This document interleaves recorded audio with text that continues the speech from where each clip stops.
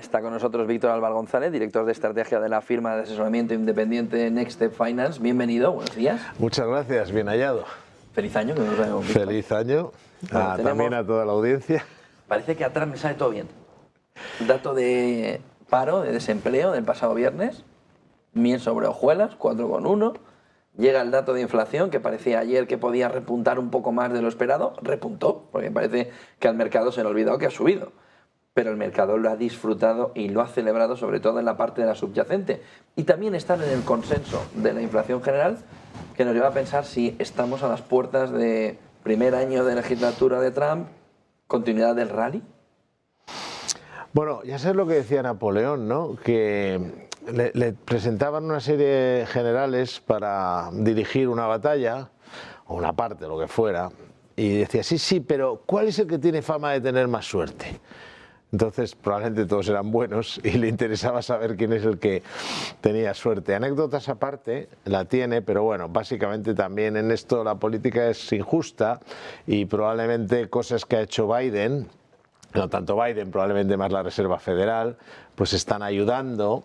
También está ayudando, irónicamente, pues que Rusia se haya saltado las sanciones y haya vendido todo el petróleo que quiera. O sea que es que todo esto es muy complejo o muy simple, según se quiera mirar. Pero sí es cierto en que entramos entra Donald Trump en la presidencia con datos muy favorables. El único problema es que va a inyectar esteroides en un cuerpo sano. Es decir, que si coges a una persona de 25 años deportista y le inyectas esteroides, bueno, pues va a estar todo el día como una moto, ¿no? Entonces, claro, eso hay un riesgo que es el riesgo de inflación. Para nosotros el riesgo de inflación no está tanto en las tarifas, hay mucha obsesión con las tarifas y yo les diría a quien hablan tanto de las tarifas, les preocupa tanto, primero, que Trump ya gobernó y que durante su gobierno no se disparó la inflación por las tarifas. ¿Por qué? Pues porque hubo devaluaciones competitivas, que es curioso que tanto economista de aula que hay en las redes y en los medios y nadie habla de las devaluaciones competitivas. Es decir, si a ti, exportador, te ponen tarifas para exportar a Estados Unidos y tú eres un país emergente, lo primero que haces tú, o te hace el mercado, que ya está ocurriendo, es que baje la cotización de tu divisa, o sea, que tu divisa sea más barata, con lo cual se compensa en gran medida y tampoco se nota tanto en la inflación. Y por eso, aunque no se diga, en la época que gobernó Trump, hasta que llegó la pandemia, la inflación se movió como en el 2%. Pero sí hay un riesgo, y es el del recalentamiento. Trump nos va a traer, va a entrar en un momento muy bueno, pero Trump lleva aparejada volatilidad política y yo creo que también de tipo económico, en la medida en que, como te digo, vamos a ver cómo funciona lo de bajar los impuestos y que eso se compense con tarifas. ¿Se va a conseguir, no se va a conseguir o se va a disparar todavía más el déficit? A lo mejor consigue la cuadratura del círculo de que la economía americana pase a crecer todavía más y más fuerte y no aumente la inflación porque llene el mundo de petróleo. Habrá que verlo. A partir de aquí hay un debate que yo surgí y me gustaría plantearte también esta mañana. Yo creo que lo hemos hablado alguna vez. ¿Por qué el 2% y no el 3%? Cuando estamos viendo el GDP Now de la FED Atlanta, crecimiento de la economía, es decir, es dinámica la economía estadounidense, sigue cayendo el desempleo, no lo tenemos en el 5%, ha vuelto a bajar del 4,2 al 4,1. Y tenemos una situación económica sobre todo que refleja que la reducción de la deuda sobre el Producto Interior Bruto relaja también esos diferenciales y relaja sobre todo al inversor en el medio plazo del riesgo que parece ser principal. ¿Por qué no caminar al 3%? ¿Crees que sería un error por parte de los bancos centrales, en concreto de la Reserva Federal?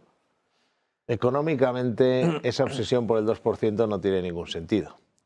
Es decir, que tú has tenido crecimientos muy buenos en Norteamérica del 5%, del 4 y pico por ciento, con esa inflación del 3% y no ha pasado nada. De hecho, si nos echamos 100 años atrás, la media estaría mucho más cerca del 3 que del 2. Ahora bien, yo en esto creo que no lo hacen mal, porque es bueno lanzar la señal de que hay un control. Y en algún sitio tienes que poner, como en los medidores de, yo que sé, en el coche, el nivel de aceite o de la propia gasolina. La reserva la señala antes, ¿no?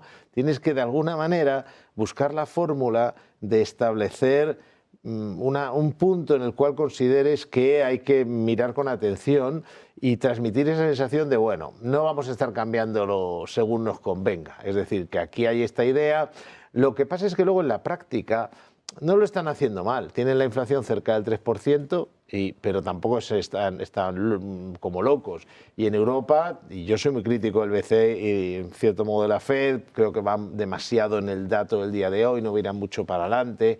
Pero la realidad es que en Europa tenemos una inflación 2,8, ahí estamos en el 2,9 y digamos no estamos para el 2 y desde luego el Banco Central Europeo sigue hablando de bajarlos porque está mirando ahora sí para adelante, ve una economía europea muy floja y la Fed está en una actitud muy prudente. ¿Esto qué significa? Que prudente en el sentido, me refiero, de que tampoco está diciendo voy a subirlos. Es decir, que ellos en la práctica dicen quiero ir al 2%, perdón, en la teoría dicen que quiero ir al 2%, pero en la práctica muestran una flexibilidad que menos, porque eso hay que tener un mínimo de flexibilidad, con lo cual no me preocupa demasiado y creo que además es bueno que el mercado sepa que al volante hay alguien que está mirando el cuadro de mandos y que hay puntos en los cuales dice, bueno, aquí hay que parar y echar gasolina, aunque no esté yo en el punto más bajo del depósito, ¿no?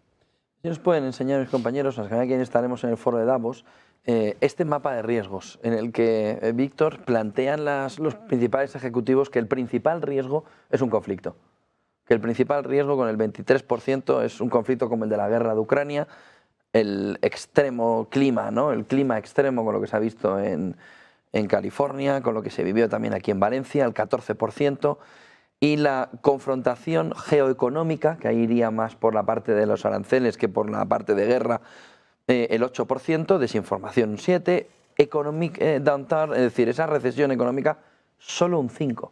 No hay miedo a la recesión, hay miedo a la geopolítica. Hay ansiedad alrededor de la geopolítica, pero la recesión queda muy, muy paliada en este primer informe del Foro de Davos. Bueno, pues lo que me llama la atención es que no haya miedo a la inflación. De todos modos, este cuadro yo creo que une temores económicos y temores geopolíticos y temores de la economía real y menos, yo creo, temores de la economía financiera. O sea, hay que distinguir. Para la economía financiera, en nuestra opinión, el mayor riesgo es un repunte de la inflación. Es decir, estos esteroides que va a inyectar Trump en la economía norteamericana, si no le salen bien las cosas, se les puede ir totalmente de madre. Es que ya está pasando. Es que los datos que tienen de los beneficios de los bancos americanos, que son estupendos, es una magnífica noticia, pero eso también es porque se están empezando a pedir mucha más financiación. O sea, Norteamérica de momento está comprando la idea de que Norteamérica despierta con Donald Trump y está notándose económicamente y se nota en el optimismo de las pequeñas y medianas empresas, se nota en las fusiones y adquisiciones, se está notando en las demandas de financiación, yo que sé, para montar centros de datos. O sea que muchos de los datos de JP Morgan, de Goldman Sachs, es negocio puro, creación de negocio, financiación de nuevos negocios y en definitiva una economía que está resurgiendo. Y no estaba mal, como tú bien dices, no venía de estar mal, con lo cual ese para mí es el riesgo fundamental. En cambio, el geopolítico, vivimos en un mundo muy tenso, sí es cierto que Donald Trump ha conseguido lanzar esa idea de que está buscando lo contrario. A ver, una cosa es que él no quiera guerras y otra es que no haya otros que quieran guerras con él. Pero a día de hoy su programa y su idea es todo lo contrario. Es decir, Ucrania, lo ha dicho claramente, no especulo, ha dicho que quiere llegar a un alto al fuego.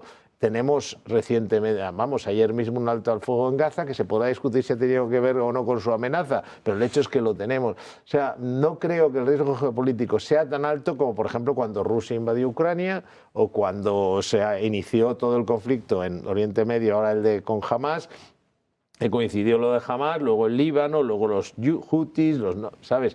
Era una situación más tensa. Y que afectaba al petróleo, además. Perdón. Que afectaba al petróleo, claro, además. Y una política por parte de la administración Biden, que yo no es que creo que ellos quieran guerras, pero de alguna manera se metían en ellas. O sea, pero parece como que Donald Trump va por otro camino, con lo cual el riesgo geopolítico para mí, en nuestra opinión, ha bajado de ese nivel, me parece excesivo. Creo que la parte del clima y todo esto es un riesgo que afecta más, por lo menos ahora, a un tema que no es el financiero. Afecta más a la población que en un momento dado se la deje desamparada y no se la atienda. pero no es un riesgo de tipo financiero, que es en el que estamos nosotros. Yo creo que el del economic downturn, o sea, la recesión, no debería ni aparecer, por lo menos a nivel norteamericano. En Europa sí, en Europa se podría hablar de que es un riesgo. Y finalmente, pues tampoco nos preocupa no coincidir tanto con el consenso, porque desgraciadamente está demostrado que el consenso se equivoca más que acierta. Si no, todos los analistas y todos los gestores serían ricos, por lo tanto, y todos los inversores y todo el mundo. Si todo el mundo hiciera lo que hace todo el mundo, por lo tanto no es tampoco... Lo que quiero decir con esto es que no hay que preocuparse de que tu visión no coincida plenamente con la del consenso si tu visión está justificada. Y para nosotros ahora mismo lo más justificado como riesgo es el recalentamiento económico en Estados Unidos, la inflación, y sí le daríamos, por acabar, cierto, digamos, importancia, vamos, bastante más de la que hay aquí, a la cuestión de la guerra comercial, porque eso es en lo que sí puede acabar también digamos, la presidencia de Donald Trump en lo que respecta a las relaciones comerciales en el mundo, ¿no? Entiendo que también para el año la volatilidad, porque te he escuchado decir que va a ser una volatilidad mayor en 2025 que el 24 y que en el 23 incluso, de tal manera que lo que debe plantearse, entiendo, el inversor en este entorno es cómo gestionar una cartera de fondos en un entorno de alta volatilidad, en un entorno donde la volatilidad va a ser uno o el factor fundamental, ¿no? Sí, fíjate, fue decirlo a finales de este mes, de este año, del año que acaba, hablamos varias veces y yo creo que varias veces comentamos, se hablaba del rally de Navidad y digo, lo que vamos a tener es corrección de Navidad. Y ha sido que ni ha empezado el año y ya hemos visto esa volatilidad. Ya hemos visto que el mercado venía a estar muy eufórico, a de repente pensar que la inflación se lo va a comer todo. Y probablemente no estamos ni en una cosa ni la otra, ¿no? Esa va a ser una de las características. Yo creo que no sé si tú recuerdas, tú eres muy joven, pero yo cuando era pequeño jugaba a una cosa que era 1, 2, 3 al escondite inglés. Sí, entonces sí que jugábamos también. Alguien se ponía en la pared y nos tenía que pillar, ¿no?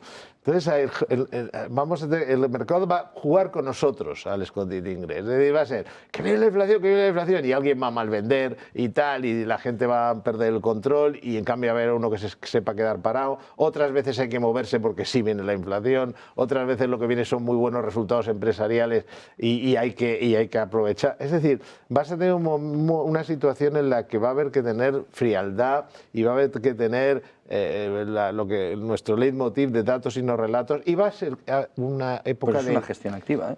Hay que moverse. Mira, hay dos formas de ganar dinero. Una, comprar y sentarse y esperar, que muchas veces funciona.